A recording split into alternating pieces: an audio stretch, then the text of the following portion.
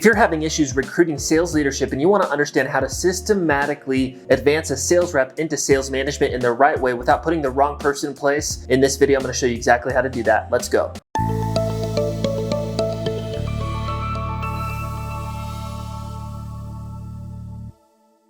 Hey guys, it's Ryan Holman, founder of Sales Recruiting University. We're a 40-person sales recruiting service and coaching company, helping companies recruit high volumes of commission-based sales reps. Right now, our 40-person company recruits over 1,000 commission-based sales reps per month and growing. And we help companies with things like onboarding, training, management, compensation plans, retention, culture, and so much more. And in these weekly videos, we bring unique content that's coming up within our coaching program. So today, we're talking about taking a sales rep and systematically putting them into a sales leadership position. One of the most difficult things to fill in a business, especially in the sales department arena, is sales management. But sales management is obviously one of the most important positions. And this is a really painful topic, especially for the small business.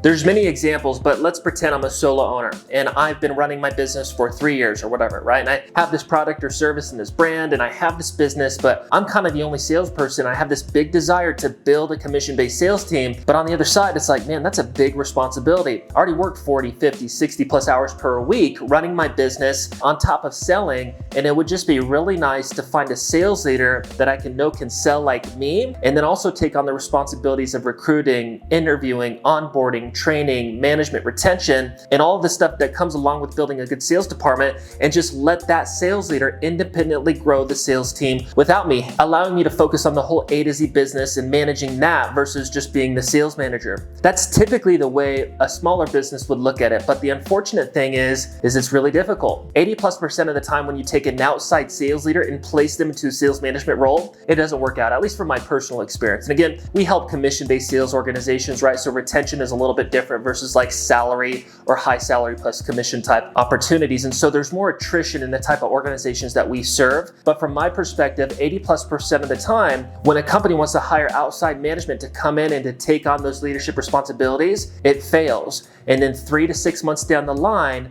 the owner has wasted 3 to 6 months of the growth of their business. So that's what typically happens. So from my standpoint, I think it's best to take a sales rep that's proven, and we're going to talk about what that looks like, and transition them systematically into sales leadership. Again, hiring outside sales management, more times than not, it fails. From my perspective, about 80+%. And even when it succeeds, the owner finds sometimes that 20% sometimes doesn't align with the person that they want to work with. Let's pretend that you hired me and then I came into your organization and I was able to fulfill the sales leadership responsibilities, but our values were really misaligned and you didn't like working with me. That would be a really crappy thing. You want to like your leaders, really your whole team, but especially your management, because you're working with them to build the business. So there's some risks in recruiting outside sales leadership. So here's what it looks like to actually take the sales rep and to transition them in the right way into sales management. And again, I say the right way. A lot of the times companies, because they're in so much pain to find a sales manager because they have so many things on their plate and they just want to delegate that responsibility, they'll actually transition a sales rep too quickly to realize that they were not the right fit. And then the whole team blows up and they have to restart. Just kind of like hiring an outside sales manager who was not a fit. So it's important that you take your time and do this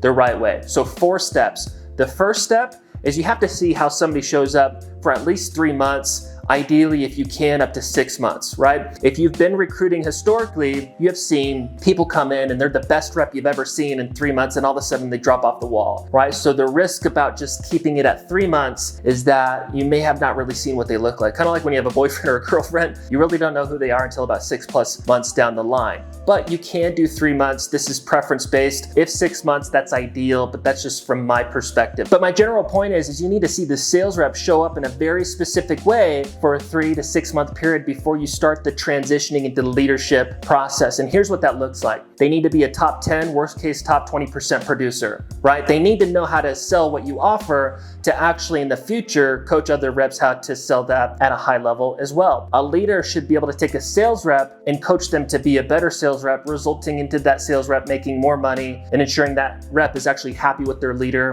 in the company. So at a foundational level, the rep needs to know how to sell very, very well. well. They've also, in those first 3 to 6 months, have not been flaky. They've shown up with a good attitude. Ideally, they're also really bought into what you guys offer to the marketplace. They love selling your product, your service. They love the mission, the long-term vision of the company. They really align with your values. And lastly, ideally, they're showing up in a way with the team without the financial benefit and title of leadership and serving the company in a very unique way. Building relationships with reps, giving tips to reps, helping you in team meetings. Organically, the person that they are is just impacting the company and other people within the business in a positive way. Now, if you've seen these kind of things come together in a 3 to 6 month period consistently, then that's a check mark that, hey, this person could potentially transition into leadership. So that's step one, is like just seeing what they're like for those first 3 to 6 months. Step two is there's no title in leadership or no financial benefit. Okay, so this part is important because although a person has sold successfully and showed up well in whatever way that you're requiring, it doesn't mean that necessarily they're going to be a great sales leader for your business. And so you kind of want to test the waters and make sure that they actually want this position. Typically, most people from their perspective want to be the manager, right? They think that sounds easier when in reality it's more difficult. They think it's going to be more money. In most cases, it's not, especially in a commission-based sales opportunity, at least in the first 3 to 6, 12 months as you're building up the team. And therefore, you got to be really careful in this second step to make sure that you don't just give them everything under the sun in the sales leadership role. So step two, I call this, kind of putting out a carrot, right? And so the carrot just confirms that they're willing to put in this additional work without the financial benefit and title of leadership to prove to you that they actually want the job. If they're not willing to do this small step, then it's just a sign that, hey, they just want to do their own thing and sell, and that's fine, but they're not fit to transition into the sales leadership position, which is ultimately our goal. And so this carrot can be whatever you want. It could be, recruiting one rep into the business that gets up to quota, right? So it's like they've shown up for 3 to 6 months. You sit down with them. Hey, I think you can potentially fill this position that we need in sales leadership. I want to give you a little bit of a carrot to make sure that you actually want the position. John, or whoever the rep's name is, what I want you to accomplish is actually recruiting one person from your network into the business that gets up to quota. As soon as you get that, we're going to start the transitioning process into sales leadership. And again, this just tests them and makes sure that they're willing to do the extra work outside of just producing and making commissions to show you that they actually want the sales leadership role. Okay, it's just a step. It's a screener into the position. If you put the sales rep that just sold well into the sales leadership position too quickly, and they have these responsibilities that they end up failing at, but on top of that, they're getting a title and an additional compensation, and you take that away, well, that's a really good recipe to lose a good rep. That's why this middle step is very important. If they do step two, whatever that is for you, for our clients, a lot of the times it's recruiting one rep into the business that gets up to quota, then steps 3 and 4 are co-leadership and then the full-time sales position, right? So they've shown up and they've produced for 3 to 6 months, then you give them that step 2, the carrot. During that carrot phase, they need to consistently show up and sell and produce just like they did before. As a side note, if they hit that, then the goal from there is to give them somewhat of a title and some type of small financial benefit, but not everything under the sun at that point. You could call this like co-management. Let's say I'm a solo owner and I'm scaling up my sales team and I have the responsibilities of sales leadership and I'm building up the team and I have this rep, John or whoever, and they're going through this process. They showed up well for 3 to 6 months and it's like, hey, check, you could potentially play the leadership role. And then they hit step 2, which is the carrot. Maybe that's recruiting one person into the company that gets up to quota.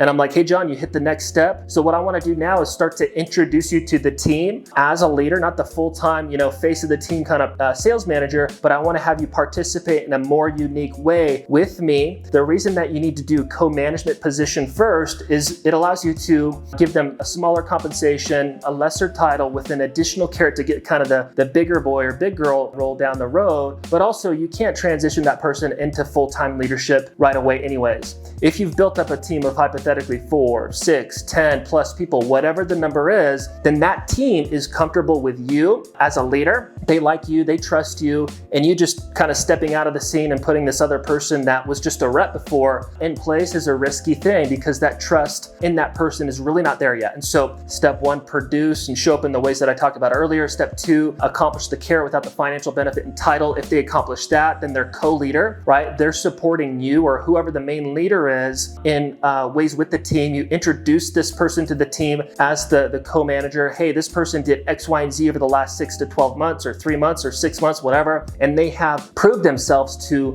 transition into leadership, and they're gonna be supporting me in X, Y, and Z way. So that person gets like a co-manager role. They get some type of financial benefit for that. It's fairly small. And then there's some additional type of carrot or timeline around them supporting you in that way. Maybe it's 90 days, or maybe it's an objective thing that they need to accomplish from there, whatever it is, right? Recruit 3 more people, and as soon as you do that and they get up to quota, you're gonna be the full-time leader, whatever it is, but you're the face of the company, whoever the core leader was initially. You have this co-leader, which is good because now you have a support system. And after the current team builds trust with that person, and that person accomplished whatever they need to do from like an activity, production, or a timeline perspective to transition into the full-time sales leadership role, it's at that time that you actually do that. So step 3 is the co-leader and small financial benefit. And as soon as they hit that timeline or that benchmark, whatever it is, then you go, okay, this person's the full-time leader. The team trusts them now. They've gone through the 3, 6, 9 month period of showing me that they're serious and that they can accomplish this position. Now they're the face of the team. They're the core sales leader. And me as the owner, or whatever my title is, I'm gonna step back and be a support system for them and actually maybe be like their co-leader, if that makes sense. And that's kind of the process. Show up for 3 to 6 months, be a top level rep, care about the company, our mission, our values, love our product or service, support other people in the team, just show that you're not flaky, that you're a hard worker. Do that for 3 to 6 months. Step 2, some type of carrot without the financial and title benefit of leadership. Step 3, if they do that, is co-leadership, small financial benefit, some type of title. And then a few months later, whatever the timeline or benchmark is, then they transition into the full-time leader. And what you've done over this 6, 9, 12 month period, whatever the timeline is for you, is you've got to make sure that this person can execute at everything that you need to actually fulfill the sales manager role, while also seeing that I love working with this person. They love what we do. They're all about our vision, our values. And once you get that person, it's all about retaining them. So hopefully this made sense. Hopefully you found it valuable. And if you like this video, make sure to like, subscribe, and share, and we'll see you in the next one. Thanks.